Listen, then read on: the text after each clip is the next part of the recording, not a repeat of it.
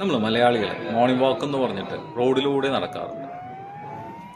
അങ്ങനെ നടക്കുന്നവരെ വണ്ടി വന്ന് തട്ടാറുണ്ട്. സാധാരണഗതിയിൽ വണ്ടി വന്ന് തട്ടാറുണ്ട്.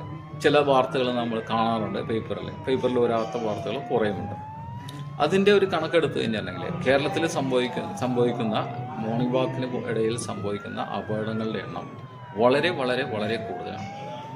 നമുക്ക് അതിൻ്റെ സ്റ്റാറ്റിസ്റ്റിക്സ് ഗൂഗിളിൽ സെർച്ച് ചെയ്ത് കഴിഞ്ഞാൽ ഗവൺമെൻറ് അപ്ഡേറ്റ് ചെയ്തിട്ടുള്ള ഡീറ്റെയിൽസ് കിട്ടും. അത് നോക്കിക്കഴിഞ്ഞാൽ വളരെ കൂടുതലാണ്. അതിൽ പ്രധാന കാരണം എന്ന് പറയുന്നത് ഡ്രൈവർ പെഡസ്ട്രിയനെ, അത് നടക്കുന്ന ആളെ കാണുന്നില്ല എന്നുള്ളതാണ് പ്രധാന കാരണം. നമ്മുടെ നിർദ്ദേശം എന്തെന്ന് വെച്ച് കഴിഞ്ഞാൽ ഒരു കാരണവശാലും റോഡിലൂടെ മോർണിംഗ് വാക്കിന് പോകാതിരിക്കുക, കഴിവതും ഏതെങ്കിലും ഗ്രൗണ്ടിൽ നടക്കുക, ഇതൊക്കെയാണ് പറയാനുള്ളത്. ഇനി നിർഭാഗ്യവശാൽ നിങ്ങളുടെ പരിസരത്ത് ഗ്രൗണ്ട് ഇല്ല എങ്കിൽ മോർണിംഗ് വാക്കിന് പോകുമ്പോൾ നിങ്ങൾ ഒരു സേഫ്റ്റി ജാക്കറ്റ് അല്ലെങ്കിൽ ബ്ലിങ്കർ അല്ലെങ്കിൽ റിഫ്ലക്റ്റീവ് ജാക്കറ്റ് യൂസ് ചെയ്യാൻ ശ്രമിക്കുക. എന്താണ് റിഫ്ലക്റ്റീവ് ജാക്കറ്റ്?